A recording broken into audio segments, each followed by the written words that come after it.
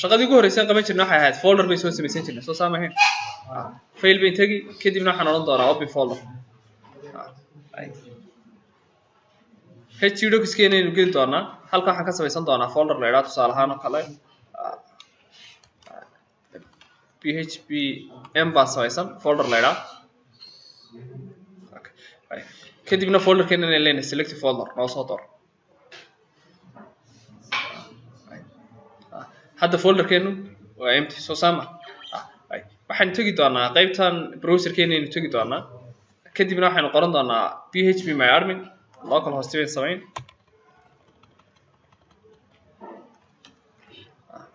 slash haddaan raaciyo enter iraahdo tusaale ahaan xogtan ay noo soo baxdaa halkan waxay noogu qoran haddaynu arkayno php my admin kan aynu ku sii dhufan karnaa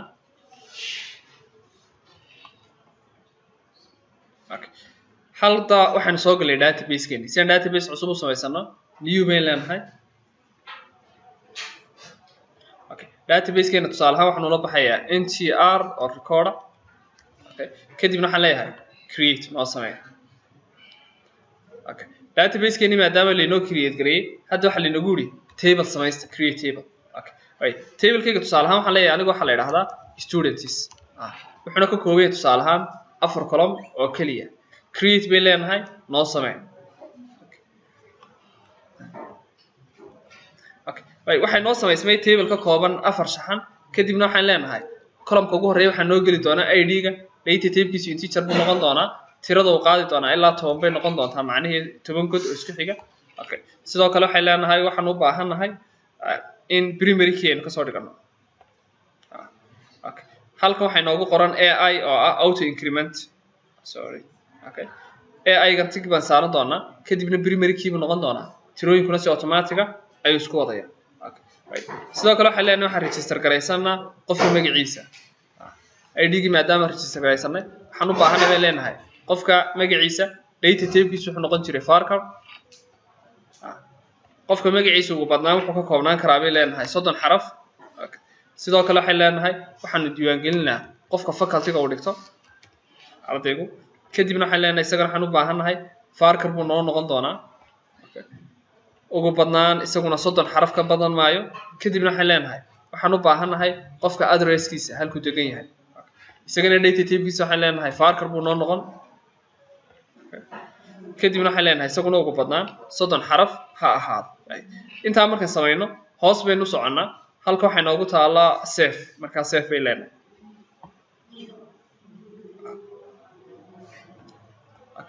waxaan samaysanay table database loo yaqaano NGR oo halka inooga muuqata sidoo kale waxaan samaysanay table loo yaqaano students oo maran table-keenu wuxuu ka kooban yahay ID oo primary key name faculty iyo address xogteenan waxaan u baahanahay hadda inaan samaysano form in wax ka soo diiwaan gelin karno VS Code-keena inuu ku noqon doonaa project-keenu maadaama uu empty yahay file-kii ugu horeeyay samaysana waxaan leeyahay waxaad samaysaa file yar oo loo yaqaano db.php file-kan wuxuu noo hubin doonaa connection-keenu in uu shaqeynayo si aynu connection-keenu u hubino waxaanu furan doonaa php kadibna waynu xidhan doonaa kadibna waxaan leenahay waxaan u baahanahay waxaad ii samaysaa variable yar oo la yiraahdo con variable-kani wuxuu noo hayn doonaa new mysqli wuxuu nagu xidhi doonaa mysql-keena kaasoo ah improvement lagu sameeyay ama kuwii ugu dambeeyay halka waxaanu ku qorannaa localhost kadibna waxaanu sheegnaa sidoo kale shaygan magaciisa isticmaal doono ama username-keenu root buu noqdaa sidoo kale waxaan leenahay wax password ma isticmaalno password-keenu waa empty sidoo kale waxaan leenahay database-keega magaciisa wuxuu ahaa ngr oo ahayd record kadibna waxaan leenahay inaynu hubino in u baahanay aynu validation ku samayno if bay leenahay haddii variable-kaygan kan waxa ku jira uu inoo shaqeynayo uu yahay connect error haddii wax ka qaldamaan macnaheedu variable-keenan ama connection-keenan haddii ay wax ka sii noqdaan oo error ku yimaado waxaan u baahanay in loo sameeyo shaqadan soo socota shaqada laynoo soo samayn doonaa waxay noqon doontaa eeg waxaa laynoo soo daabici doonaa variable-keena con halka error-ku ka hayso halkay wax ka qaldan yihiin else haddii kale waxay leenahay maxay success uu shaqeynaya eeg waxaad noo soo daabici doontaa uu shaqeynaya haddii database connection-keenu shaqeynayo waxa laynoo odhan uu shaqeynaya haddii ay wax ka qaldan yihiinna connection error ayaa laynoo soo siyaari doonaa. Okay, right. Save ay leenahay kadibna waxaan leenahay halkan waxaad noo sheegarayn doontaa faylkaygan loo yaqaano db.php local host. Okay.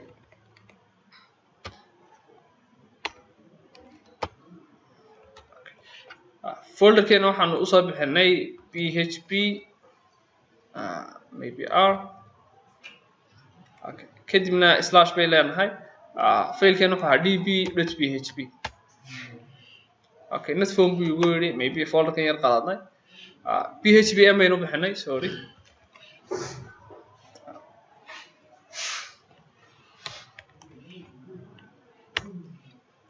xalina guri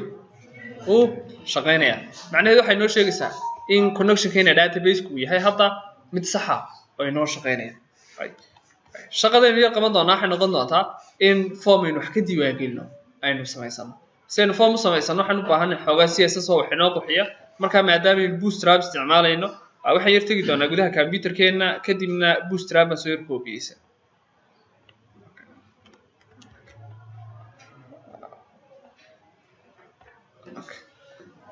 this pc baan leeyahay qaybta sidan tegi doonaa maadaama halka ay dhex taalo ay saamka gudihiisa iska sii tegi doonaa htdocs-ka. Okay. into folder style leedaha ka qaadan tusaalaha control c kadibna folderkeeni baan dhex dhiganay.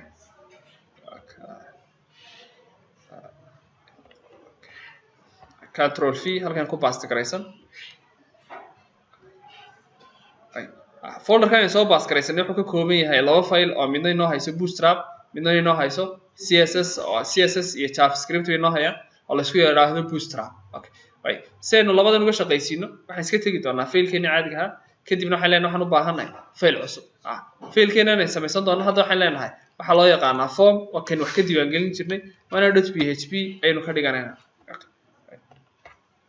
si html formatkiisii hore aynu qorno shift iyo ma isla qaban doonaa kadibna html bay noo soo saaray.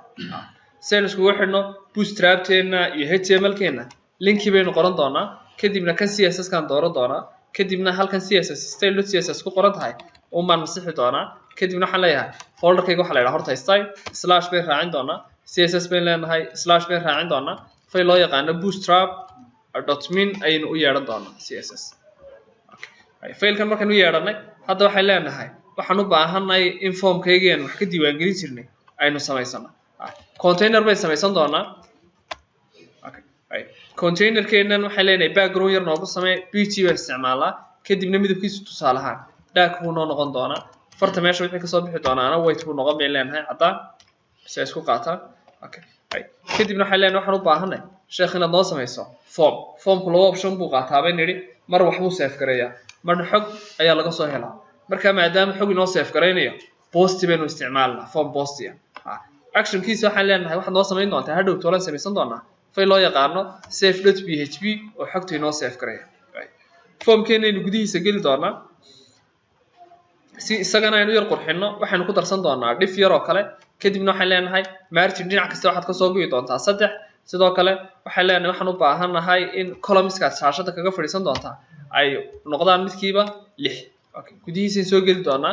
input baynu samaysanay. Okay, input-keenan tab-kiisu wuxuu noqon doonaa text sidoo kale waxaan u samayn doonaa name aynu ku aqoonsano oo kan wuxuu noo save gareyn doonaa bay leenahay qofka magaciisa ayuu noo save gareyn doonaa.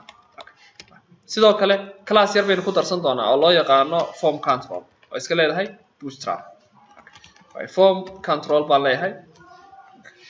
intaan haddaynu save gareysano sidoo kale waxaynu raacin jirnay haddaynu xasuusano placeholder. placeholder baan leeyahay waxa yaroo magaca inoo sii haya tusaale ahaan oo kale enter name bay leenahay qofka enter name magaca geli save bay leenahay. hadda haddaynu eegno let me weliba waxbaa yar ilaaway faylka magacaan ka bedelo si uu markiiba u soo kaco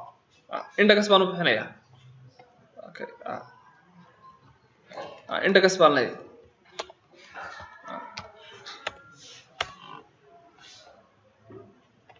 Okay, faylkeena index baynu soo bixinay hadda markaan folderka door bidno isagaa si automatic inoogu soo kacaya. browser keena aan galo inta dambe aan ka masaxo enter baan leeyahay hadda maxay noo soo baxay box ay ku qoran tahay name soo saama xagga sare waxaan ku soo ilownay shaqo yar oo ahayd in aynu ciwaan samaysano dee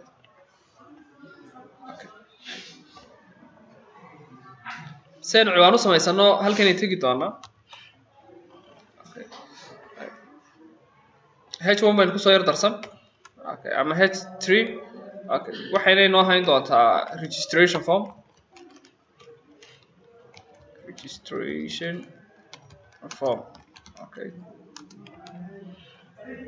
class yar baynu samayn doonaa classkeedu wuxuu noqon doonaa text center in qoraalka bartanka la inoo dhigo sidoo kale textigeedana waxaanu ka dhigan maxay white caddaan safe bay leenahay refresh haddaan samayno maxay nagu soo biiray registration form kana waa boxkeena aynu wax ka diiwaangelino qofka magaciisa aynu gelin karayna soo saama symbol haddaynu ka samaysanay dee sheekh intan baynu copy ka samaysannaa labada dhif intaa u dhaxaysa intana copy ka qaadan hoostiisaan dhigi doonaa markaa si waqti uga faa'iideen kan wuxuu noo hayn doonaa bay leenahay maxay wuxuu noo hayn doonaa faculty-ga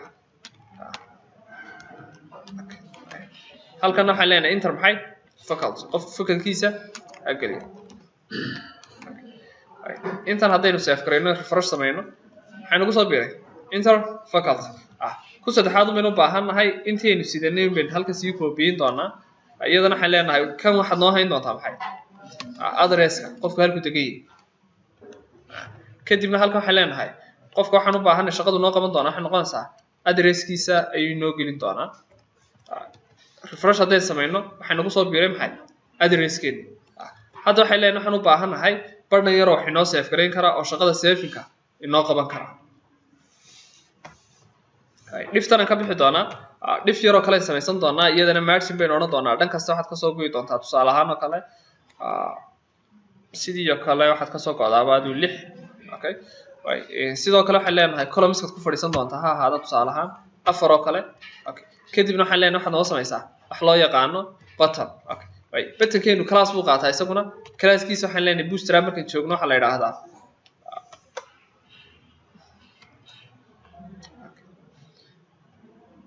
classkiisa waxaa la yidhahdaa btn oo buttona btn kale sheegnaa kadibna waxaan sheegnaa midabka oo inoo noqonayo tusaale ahaan blue oo kale haddaan leeyahay primary ayaan leeyahay sidoo kale halkan waxaan leenahay waxaad noo samaynaysaa safe noogu qorbo tusaale ahaan intan haddaynu safe garayno aynu refresh ku samayno maxay noo soo biiray safe ayay noo soo biiray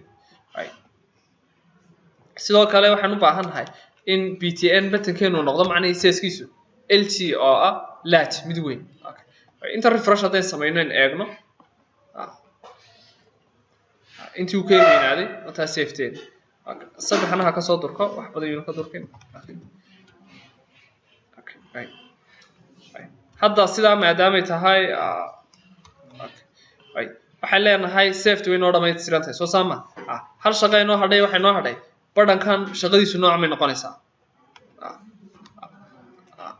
haddaynu xasuusano html-ka batanadu laba option bay qaadan jireen ama reset ama submit marka taybkiisaynu sheegaynaa tayb bay leenahay taybkiisu wuxuu la mid noqon doonaa kan wuxuu noqonayaa mid maxay sameeya submit mid xog noo safe gareeya ayuu noo noqon doonaa safe bay leenahay hadday yar kala jabiyo badhankeenan wuxuu noo noqon doonaa submit mid sameeya oo xog noo safe gareeya hadda markaan xog soo geliyo tusaale ahaan xogtoo kale geliyay safe baan idhi xogteennii maxaa lagu tuuray page loo yaqaano maxay safe.php soo sama marka waxaan u baahanay hadda inaan samaysano file loo yaqaano safe.php boxkeennii bay ku noqon doonaa halkan ay tegi doonaa sidoo kale waxaan samaysan doonaa file loo yaqaano safe.php iyadu kaliya waxay html ku jiri maayaan waxay noqon doontaa php plain code php qalalan waxaan u baahanay marka hore inaan idhaahdo faylka waxaad noogu xidhi doontaa faylkaygii connectionka hayay include bayn markaa leenahay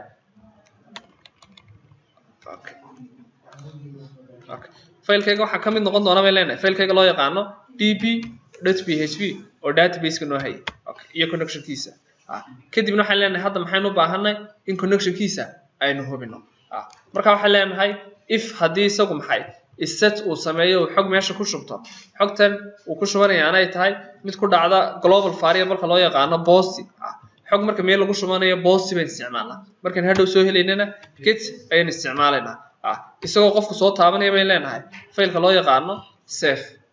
safetan waa magacii aynu soo bixinay faylkeena badhankeena waxaanu soo bixinay maxay batanka maxaanu soo bixinay name buu meena bixin sorry awayna name u bixino kadibna aynu idhaahno magaceeda maxaa la yiraahdaa save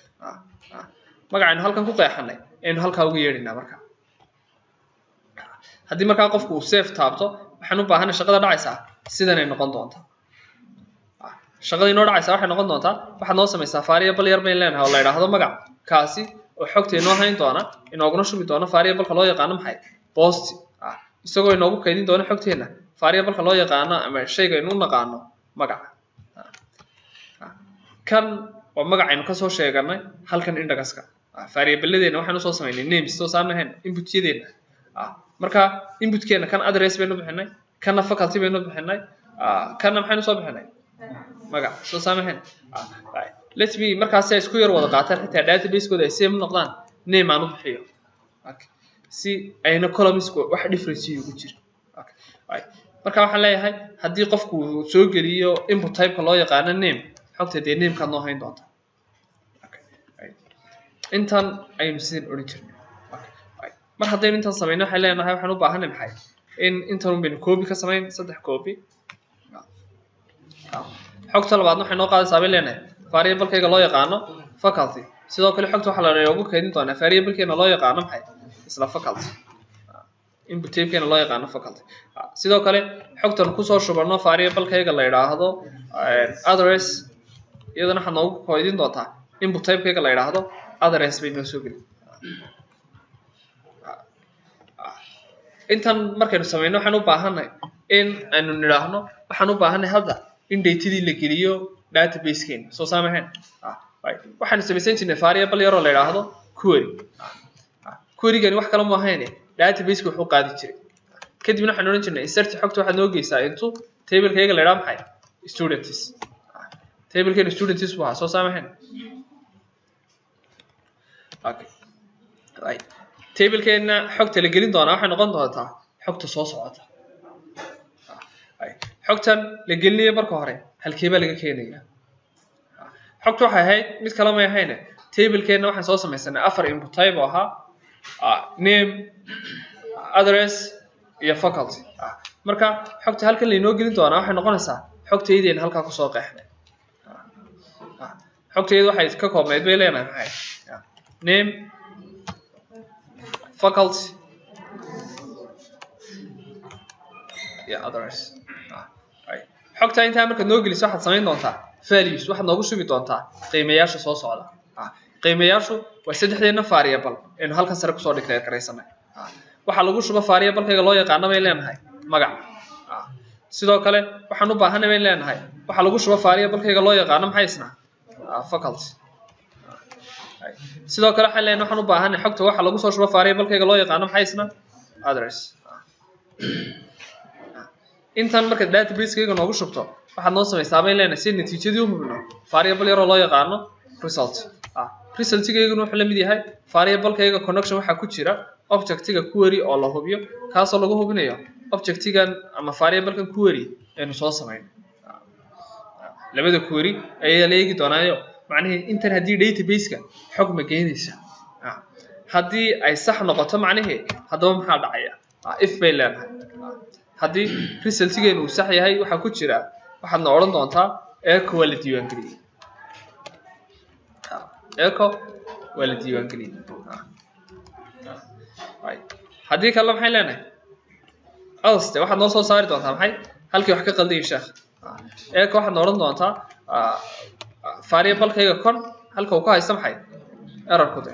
halkuu wax ka qaldan yihiin ayaad noo sheegi safe bay leenahay kadibna waxaan eegi doonaa xogteeni baan hal mar dib u noqon kadibna waxaan leenahay safe maxaa laynagu yidhi laynka labaad baa waxay naga qaldan yihiin safeteeda. Okay. Where's throw? Line 2. Include db.php. Okay. And hoping let's see it. Okay. Equal show DD. Okay. Sorry. Safe. حالي نقولي وشغالين soo saama mar haddii uu shaqeynayo maxaynu u baahanay ma inuu shaqeynayo u baahanay soo la save gareey wala diiwaan galiyay marka ma inaan soo sameyn where's the error? Okay, let's go save and run. حالي نقولي shaqeynaya ka dambe marka maxay soo bixi weyday. Okay, database keenayna hubina marka. Okay, let me project again here.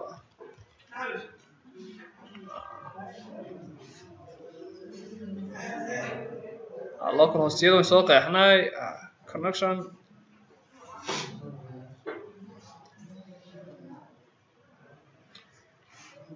Okay, included wax ka yar siihiin coaches kana laba failkeenu db.php soo saama dib inoo celiya inoo save gareey marka still uu shaqeynaya. Okay, table-keena ma eegna. Okay, table-keena muxuu ahaa student. Okay, waxba lama geyn marka halkii tir wax ka sii.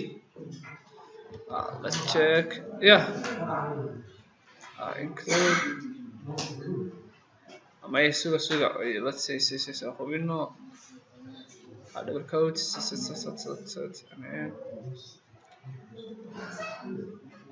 okay, values result. Okay, echo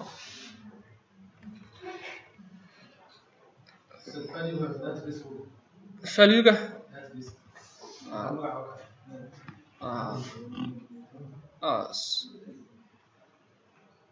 okay, name halkan maaha database-keena maxay noogu jiray saddexdeena qoran maxaa la kala dhahaa simple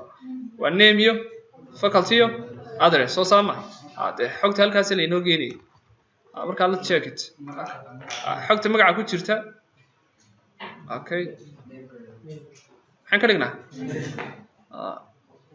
de xogta may wax variable-ka maxaa la dhahaa magac de mana san ahayn kana faculty baa la dhahaa faculty kana address baa la dhahaa waa address. Okay, query-ga insert into students.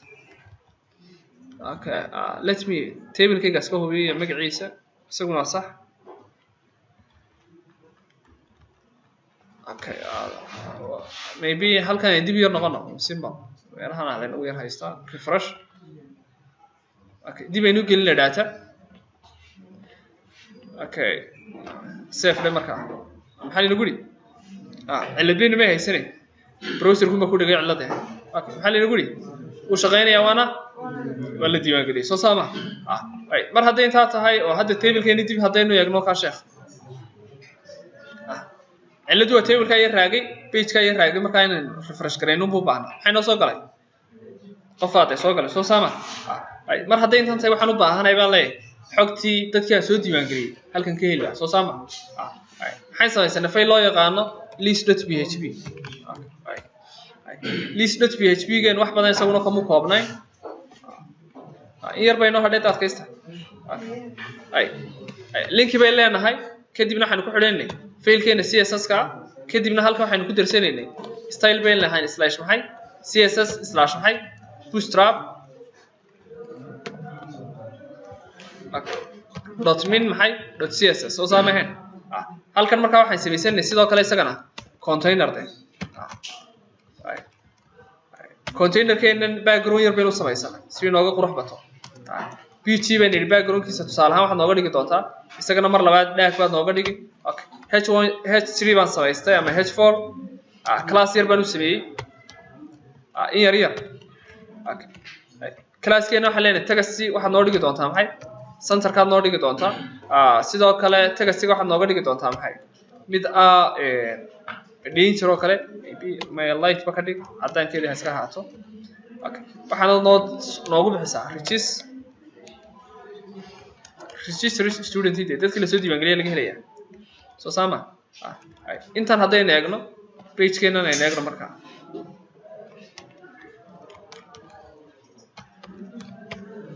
waxaa laynoo soo saaray registered student soo saama waxaan u baahanay baynu nidhi mar hadday intan dhammaynay in aynu samaysano meel aynu table aynu wax ku samaysan karno xogtii aynu ku arki karno sidaynu u samaysano waxaynu qoraynaa table bootstrap waxay leedahay baynu nidhi class loo yaqaano maxay table waxay leedahay class loo yaqaano table oo iyada u gaara tablekeedani design gooniis ka wata okay tablekeeda laba baynu qaybinaayo waxaan nidhi qayb waa table head soo saama kadibna th-deennaynu sheegnaa tusaale ahaan halkan sare waxay nooga soo baxaya qofka maxay magaciisa sidoo kale maxay noo soo baxaya qofka fakalkiisa sidoo kale maxay noo soo baxaya qofka addresskiisa address xogtan waa html plain keliya refresh haddaan samayno okay okay textigan light ahayn maybe backgroundkan ka daayo refresh hadda maxay soo baxay name phone iyo faculty soo saama afarta in idhaahno markaa waxaad nooga dhigtaa text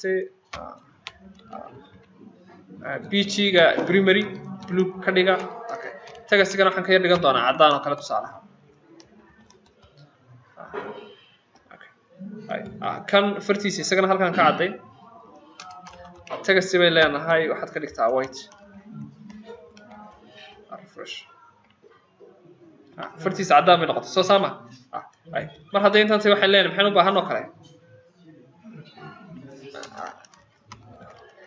kan isaga iska sii madoobeynaya ooga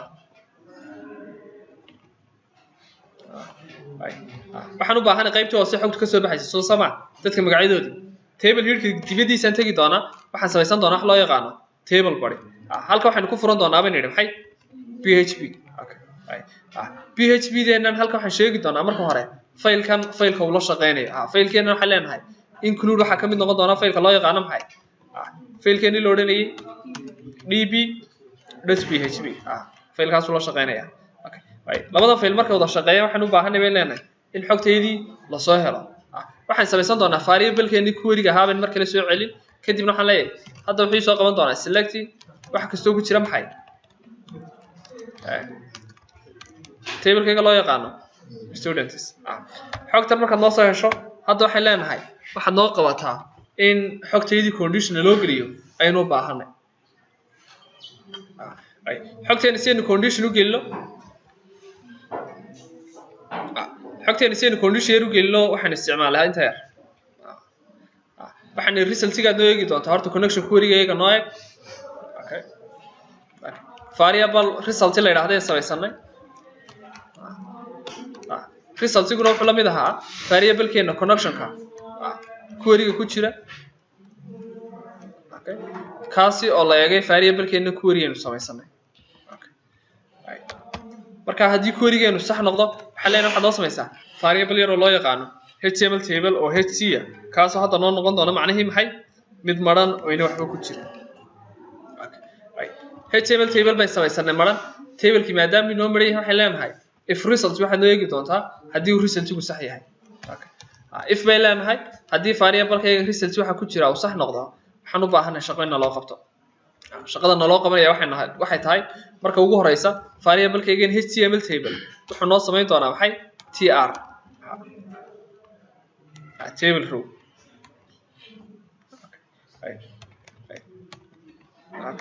table row-geena markuu inoo sameeyo waxaan leenahay waxaan u baahanay hadda inaynu gelino xogteeni wayl soo saamehen wayl bayn gelinaa markaa wayl waxaad noo eegi doontaa inta xogteeda noogu jirta variable row la yidhaahdo noo samee waxaad la mid noqon doontaa variable-keena result waxaa ku jira kaasi oo lagu sameeyey maxay fetch association de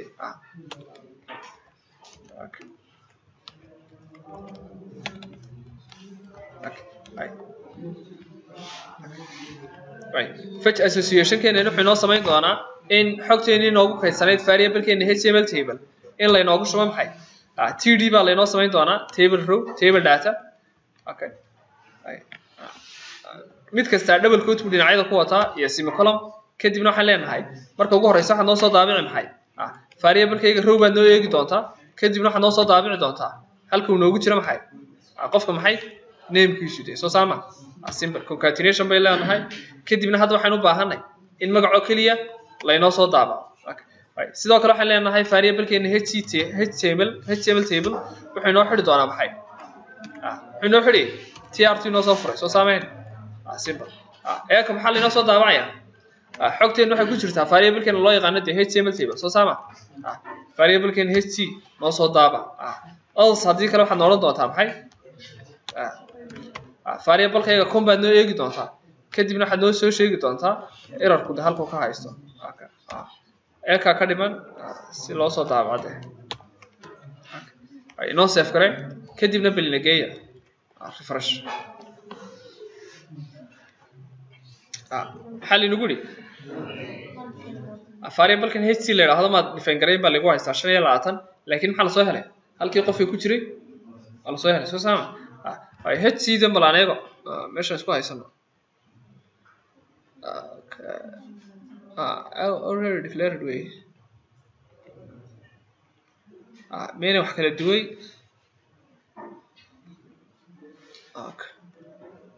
ht yeah 25 buu nagu haystaa miya de soo tay noo declare gaysan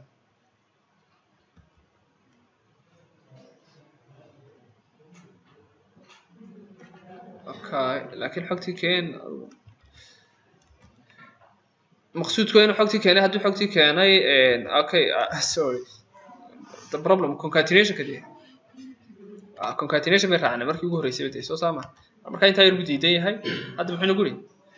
tan uu shaqeynaya adii hore way inaan iska highlight gareyn wali iyo maxaa la inoo soo saaray halkii qofta soo saama fakalkii si loo soo saaray maxay leenahay intan inoo koobiye baan ku sheekh soo saama halkan maxay ka dhig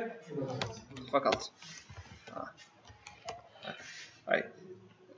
haddaan save gareyno dib u eego okay maxaa soo raacay hr soo saama adresska haddii doonno isagana intanu ma sii koobiyeynaa kadibna waxaynu ka dhiganaa maxay halkan address save bay leenahay kadibna refresh haddii samayno maxay noo soo baxay addresskii uu shaqeynaya adan sidaan iskaga reebno maxay tegaynaa bb-da kadibna halkan tegaynaa else tandir intaan iska comment gareyn jirnay soo saama intaan haddaynu eegno hadda maxay waxayna soo saama waxaan u baahanay sidoo kale in labadeena file isugu keen xidhatay okay phpm boha let's make phpm okay qof kale soo diiwaan gelinaya maxamed cabdi fakalkiisa tusaale ahaan oo kale waa accountant addresskiisa tusaale ahaan wuxuu tagay jigjigeer save binary maxaa laynagu yidhi waa la diiwaan geliyay laakiin waxaan doonayay in layna geeyo pagekeena loo yaqaano list.php soo saamaxeen saynu intan u samayno wax kale ma samaynayne halkeenan koodhkeenan safety wax save garaynayeen ale waa la save gareeyay ama waa la diiwaan geliyay qofka ayay leen waxaad noogu dartaa maxay header baad noogu dari doontaa headerkani wuxuu noo hayn doonaa location keyguna wuxuu la mid noqon doonaa halkan layna geyn doonaa list.php save bay leenahay intan haddaynu dib ugu noqono aynu idhaahno hadda dib noogu yar celi maxamed cabdi waa lasoo diiwaan geliyay soo ma mustafa idhaahna cusmaan oo kale okay save bay leenahay 13 maxaan ku daray tro okay maxaa ilowneyd semicolon dema taasoo simple markasta isaga errorka inoo sheegay hadda saddexdii qofba inoo diiwaan gashay soo saama assignment-kii haylaawina mar sawirkaa la diiwaan geliyay soo saamahayn sawirkiina halkaa ka soo baxo sheekh image-kiide deadline-ku waa sabtida insha allah yeah